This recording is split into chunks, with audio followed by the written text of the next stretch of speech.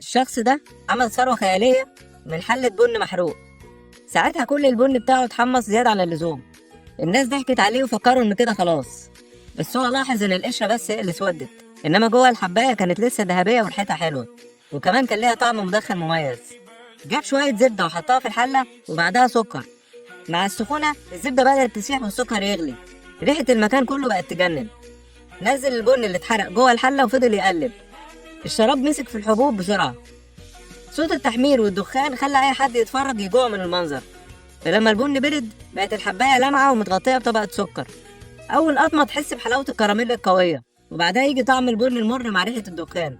الطعم ده رغم إنه كان غريب بس يخليك تدمنه. المفاجأة بقى إن الطعم ده انتشر في لحظة، مش بس الناس في بلده اتهفتوا عليه، ده كمان اتباع في العالم كله. عشاق القهوة اعتبروه سناك فاخر، بيدفعوا فيه فلوس كتير وهم مبسوطين. وكل السحر ده كان وراه اسم بسيط جدا. تقدر تخمن هو ايه؟ قولي في الكومنتات. واخيرا لو عجبك الفيديو اضغط لايك وشير، وتابعني وانتظر المزيد. شكرا.